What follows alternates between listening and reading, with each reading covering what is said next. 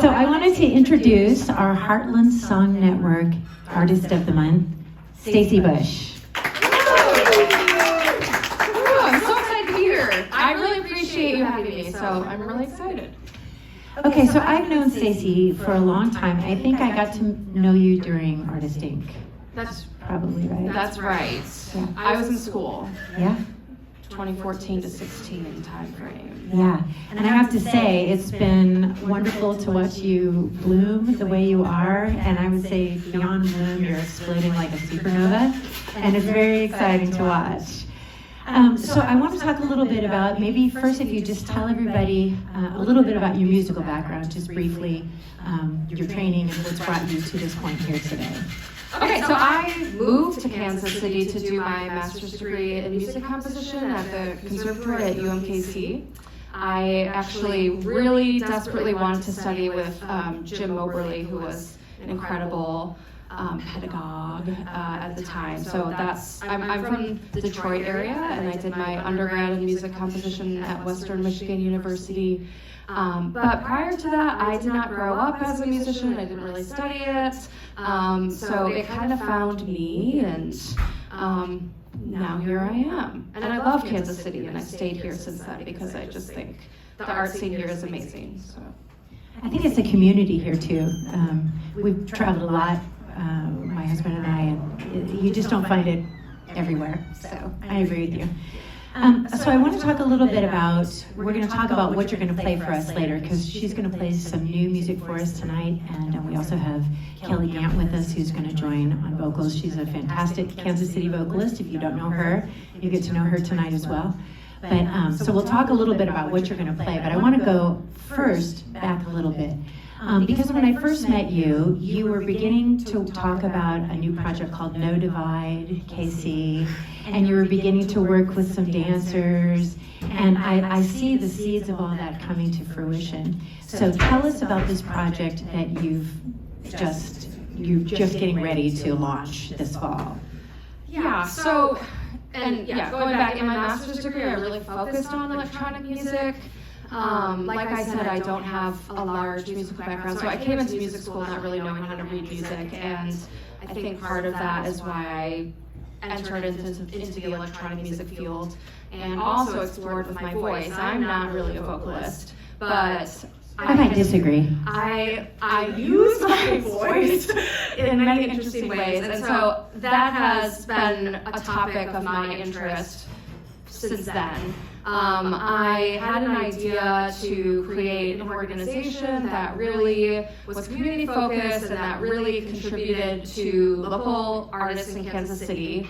And we founded a nonprofit, my partner and I founded a nonprofit called No Divide KC to create artistic events for social causes. And this was something I really wanted to do. My background, there's some interesting stuff going on there. So I have been through some things, and I really thought that there wasn't quality opportunities for artists that we really respect their craft. I mean, similar to what Heartland is doing, as you just told me, paying artists and creating like DIY grassroots arts events that are collaborative with partnerships here in Kansas City. So that's what No Divide is. And this next project, I'm working with a group called Owen Cox Dance Group, and we're premiering this evening-length work that is written for women's octet, so 8 women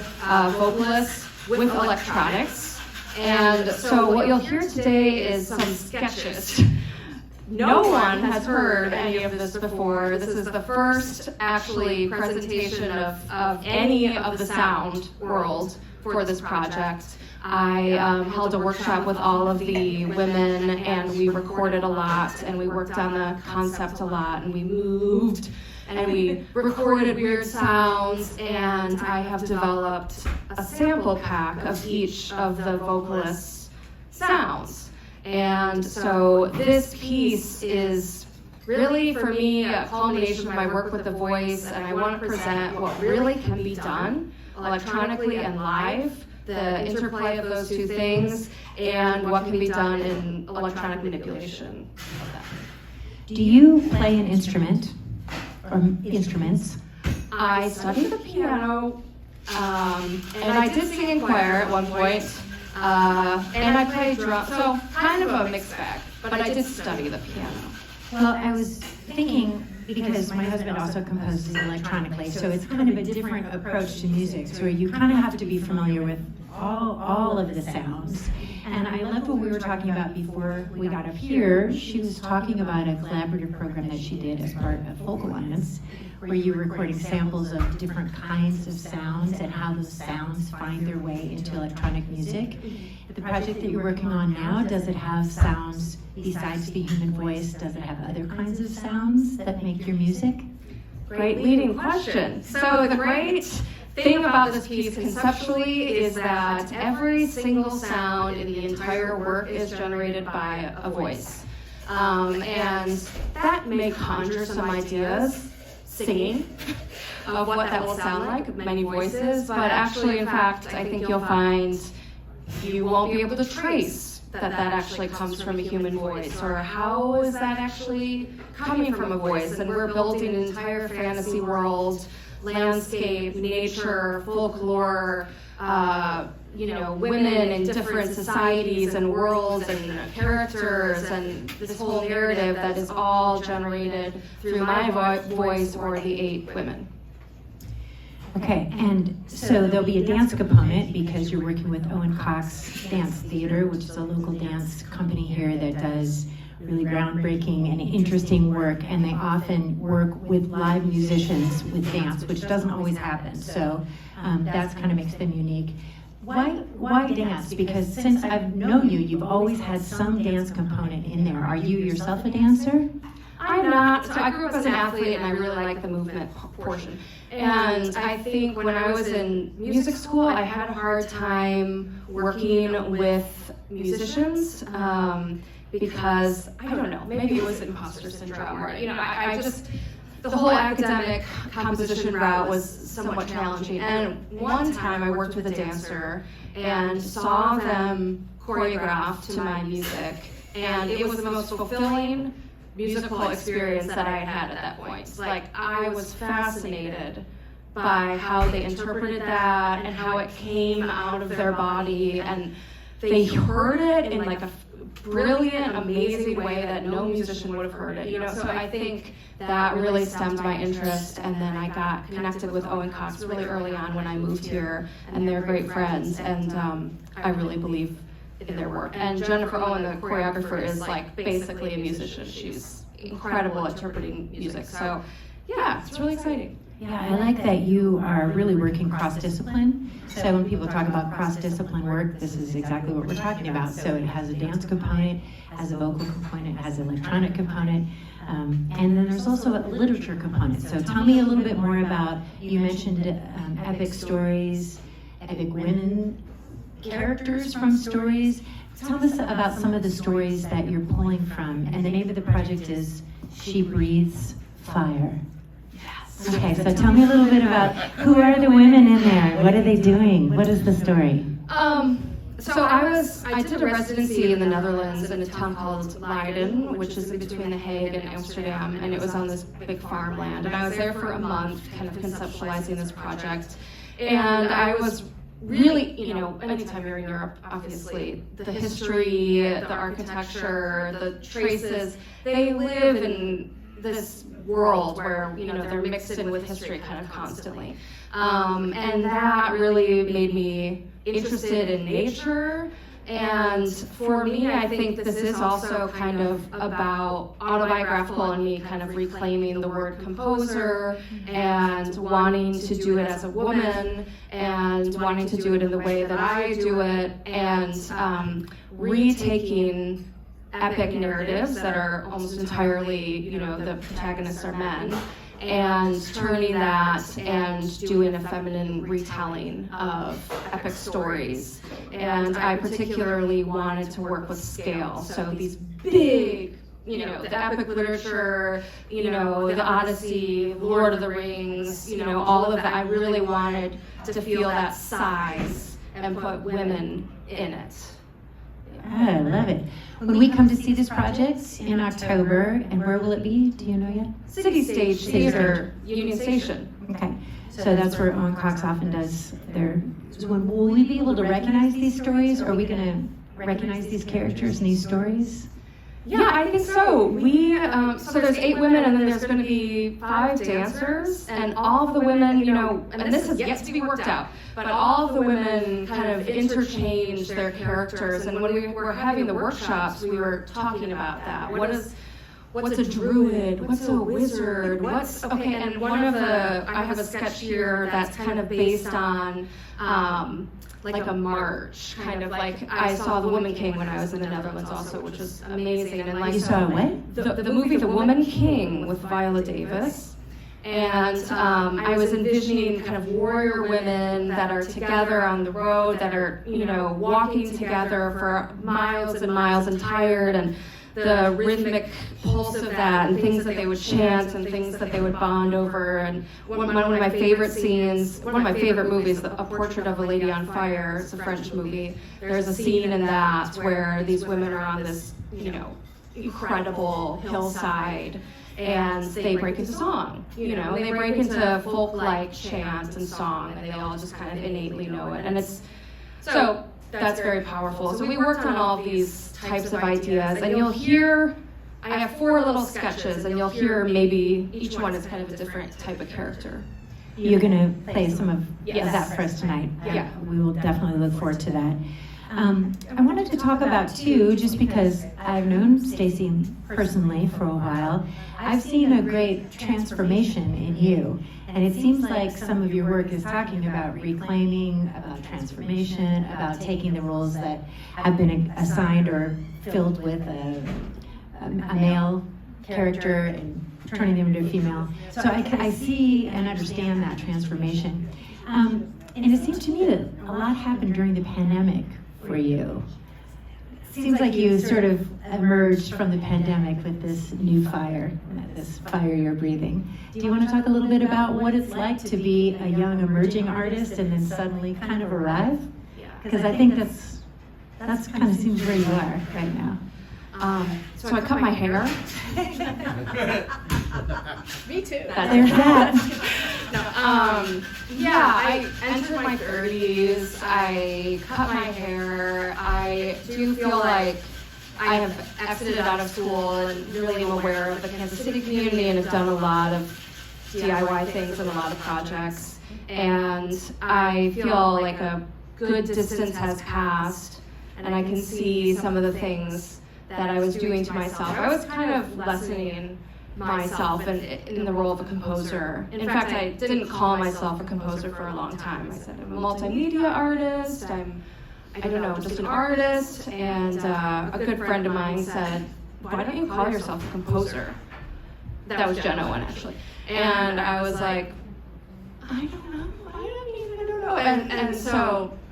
And I think for me, having gone through school, a composer, I now think of as a interpersonal role. You know, like it's my job to bring out things in the performers. I like to work really hands-on with my musicians. It's not so much I'm gonna sit and write this score and hand it off and assume this hierarchical, position. I really love the process of seeing the human beings that are performing, and what are they about, and how do we get these sounds out. And Kelly, for instance, is an incredible jazz singer, and we're talking, okay, like, what other sounds? And let's take that and groove on it, but we're walking, and like we're chanting. And I just love, to me, that's what a composer is.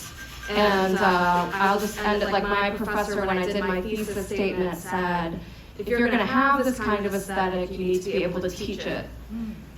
And I knew that was the problem, that I wasn't really able to do it. So I think the process for me is really owning that, and I'm much more ready to, be the composer that I envision. And thanks for sharing that. I think that's a problem with a lot of songwriters, and we have songwriters here in this room. I've heard songwriters call themselves song collectors, and all kinds of things rather than saying songwriter, because it's sometimes it's hard to claim your own artistry. And this is really an empowering tale, so thank you for sharing that. No, it is. I didn't call myself an artist till I went to a ukulele festival and they gave me a badge on a lanyard and it said artist, and I was like, I guess I am, I guess that's it. But I don't know why we feel so reluctant about that. But I love your fresh approach, your hands-on, the collaborative with the artists. I think that's amazing. I had a couple more questions, and then I was going to, oh yes, so in addition to, so right now tell us you're in the process, so you're still writing the music for the octet, so you have 8 women. And then you've got the electronic music you're writing, and you've got the dancers. So you're still in process to bring that all together and work out all the beats. Then you'll have the live performance, and then there'll be a recording. Is that right? Right. So we have funding. Yay! We have funding to do a studio recording, which I think is really important. I see it as a contemporary new music work. I see it as, if you're maybe a bit of a music buff, there's a woman named Caroline Shaw, who won the Pulitzer Prize about 10 years ago now with a vocal work, which was really revolutionary. One, she was a young woman, and two, was a vocal work. And so I see this in that canon, so it's really important to contribute to me in that way. But yeah, they're gonna be staging, there's gonna be dancing, the women are gonna move around. It's gonna be really interesting. Have you selected your octet? And tell us about the different kinds of voices that you selected, because it's really an orchestra of vocals, right? That's what you're selecting. Yeah, I wanted to really cast amazing vocalists. I didn't really want to, like, who's available, I really wanted to cast this intentionally. So there are women from all different musical genres. We have Kelly and Lee Adams, who are kind of jazzy gals, and we have opera singers from the Lyric Opera, Sarah Rosales and Emily Stott, singer-songwriters Sam Wells and Addie Dancy, otherwise known as Sister Bot. We have musical theater, Caitlin Barron, who's an incredible musical theater voice, and choral, Erin Keller is singing with us. Yeah, so I am representing all of those groups, and I really want to bring them together in this way. Are all the dancers women, and are all the musicians women, and will there be live musicians? So yes, the vocal octet will be live, and yes, yeah, and then the dancers, we have 3 women and 2 men. And men will be there. Well, in a different role than they're used to, I think. So so the whole entire piece, as you'll hear, and when I play it, I'm happy to take comments about how we're doing that, or we can even break down certain sounds, how they're made and things. When I say electronics, I think it's hard to understand what that means. And all I mean is that we have recorded vocal samples, and we are manipulating them, layering them. So sometimes the track just goes and you hear things that are recorded at the same time of live musicians performing with it. And the accumulated effect when it's performed live, you won't all the time be able to distinguish what's live, what's fixed, what's making what, how is that a voice, why are there 50,000 women when there's only 8? This sounds fascinating. I'd love to open it up if there's any questions, and then I'd love for you to play us some of this music that you're talking about, because I'm dying to hear it. Does anybody have any questions for Stacy? Diana? Are you recording that here, and where? Yes. So we are going to do a studio recording. Haven't gotten there with the, we haven't selected a studio yet. So we'll do that recording after the performance in The October. intention is to do it here in Kansas City. Yes. And actually, I can't announce a grant that I've received, but quite yet. But yes, that it is a Kansas City project. That's amazing. Yes, Karen. When is the performance, performance? October 6th through the 8th.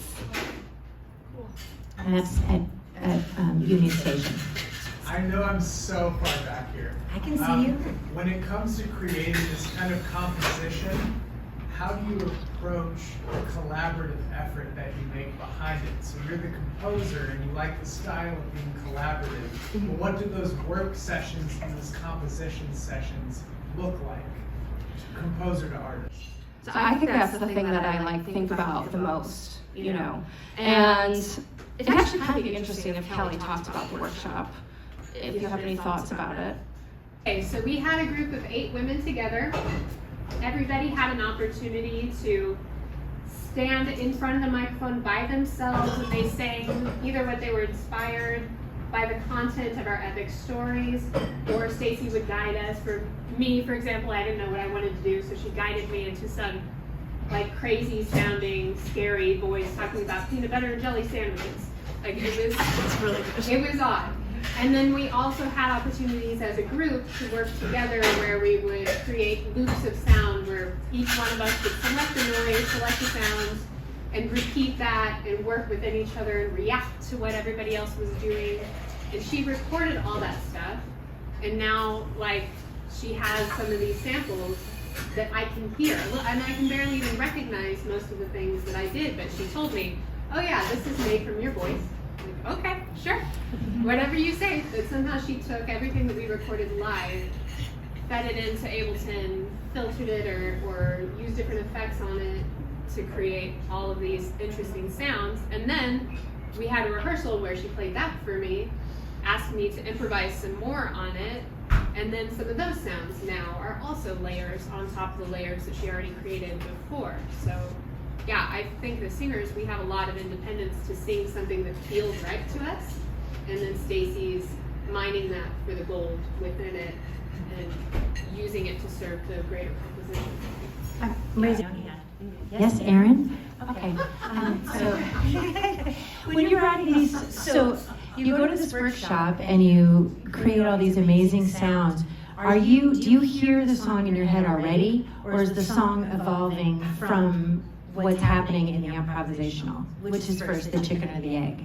I don't hear the song. In this setting, I don't hear the song. I'm really zoomed in on the person and seeing how they're reacting. And as a person, and not just as a vocalist, and okay, maybe we need to push, maybe we need to get bigger, we need to get smaller, we need to let's go in this direction, let's be really sexy, let's be really quiet, now stand up, you turn around, and I'd like to pull it out, and I'm just focused on getting the most unique Kelly Gant takes, that I can get, and then I don't know. I have no idea how it will turn out. So you're directing and conducting all this at the same time too, just on the fly as it's happening. Yeah, I think that's what I mean by composer. I just think then you really get the performer doing their best and not contorting to my will, which feels very odd to me.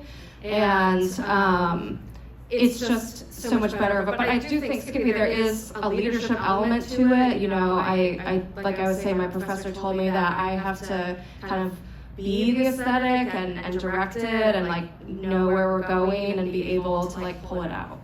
You have to create a safe space, because in order to do that kind of risky, not risky, but it feels risky when you have never tried anything like that and you're like, I've never made this sound. That has to feel strange, but you have to create a safe space in order for that kind of improvisation to happen. Yeah. Yeah, that's really good. And really great singers, they're all about it. They're yes! I never get to do this. Oh, actually, did you know I have this crazy falsetto, wind wizard sound? That's amazing. Anybody else have any other questions before we hear some clips of what she's doing? Anybody have any other questions? Okay, so I'm going to hop off and let Kelly come up, but I'd love for you to tell us just a little bit before each clip of what we're listening to, how you made it. Now that we have a little bit of an idea, I think this would be fun to hear how it actually sounds. Thank you. Please give Stacy a big round of applause. And last question as Kelly makes her way up. So tell us where you can find out more information about No Divide KC. nodividekc.org. We're also on Instagram and Facebook. I have some cards if you want some cards too. It's a really great 501c3. It's new and it's growing and it's doing great work. And then for you to hear your personal music and more about watch your cool Instagram stuff, where do we find you? So I'm on Bandcamp and SoundCloud. You can find the whole thing, stacybusch.com. And I'm on Instagram at Stacy_sounds with a Z. So we are actually going to play this from beginning to end. And there are 4 specific sketches in here. I'd like to really lean into the idea that these are sketches. You are the first ears to be witnessing this project. The first sketch we call Conversation. It's an interesting conversation. The second sketch is kind of about density and size, and you will hear a lot of layering of sound and harmony, and it's kind of about amalgamation and voices. And then we have a little bit of a landscape moment, very relaxing, kind of neutral landscape. And then we go into the fourth, which is what I mentioned, this kind of walking group of women that are warriors together that spend, heartaches and triumphs and years and deaths and whatever all together. And these are maybe what they sing to each other when they're walking or by fire.